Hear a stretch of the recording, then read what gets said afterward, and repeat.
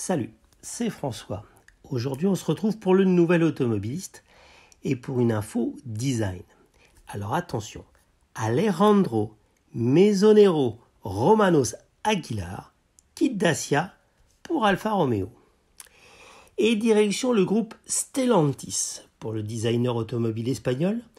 C'est comme un échange de talents à quelques mois d'écart après le départ de Gilles Vidal de Peugeot pour prendre la tête du style de Renault. Alejandro Mesonero Romanos, j'essaie de m'appliquer, était son homologue de chez Dacia, mais qui saurait résister aux sirènes du Bicionne. Âgé de 53 ans, Mesonero Romanos est connu pour avoir dirigé le style de Seat, où il a offert aux constructeurs espagnols une véritable identité affirmée et le début d'une scission stylistique entre Seat et Cupra. Depuis le 27 juillet, lorsqu'il est arrivé dans les valises du nouveau directeur général du groupe Renault, Luca De Meo, il chapeautait le style de Dacia et de Lada, les deux marques accessibles du losange, rapprochées en un même business unit. C'était comme un retour pour lui qui avait travaillé au design Renault de 2001 à 2011, notamment sur la Laguna Coupé. Et tout avait bien commencé puisqu'en janvier dernier, il présentait l'étude Bigster qui montrait l'émancipation de Dacia et même son nouveau logo, façon DC de DeLorean. Le 12 avril dernier, il était même annoncé au premier conseil d'administration de Dacia, présidé par Denis Levotte, et qui consacrait l'autonomie de Dacia et de Lada au sein du groupe Renault. Pourtant, dès le lendemain, une source interne confirmait le départ du designer espagnol. Or, il n'y a pas long à chercher quelle marque mise plus que tout sur le design ces dernières semaines. Alfa, bien sûr.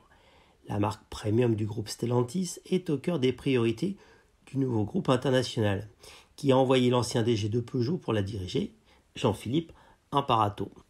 L'arrivée de ce nouveau directeur du style confirme ses efforts.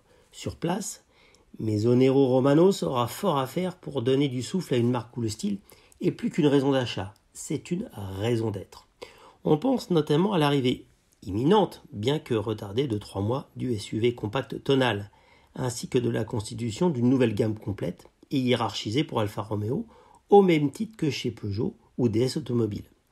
Si les moyens ont longtemps manqué au Bicionne, espérons que la marque pourra enfin montrer tout son potentiel, comme dans les années 90, où Walter da Silva enchaîna les réussites avec les 156, 166, 147, avant de partir pour Seat d'ailleurs.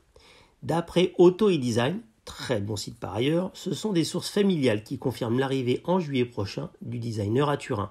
Sur place, l'actuel directeur du style, Daniele Colonnacci, se recentrera sur l'autre marque dont il a la charge du style, Jeep. Côté Dacia, c'est David Durand qui assure la succession d'Alejandro Mesonero.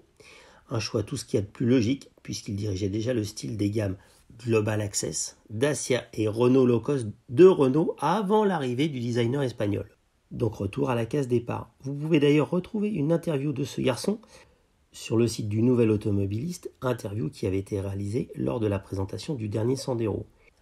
Vous pouvez retrouver l'intégralité de cet article accompagné de nombreuses photos des réalisations d'Alejandro Mesonero Romanos Aguilar dans cet article de François Mortier. Et bien sûr, n'oubliez pas de vous abonner au podcast du Nouvel Automobiliste sur Google Podcast, Apple Podcast, Deezer, Spotify et bien sûr Amazon Music.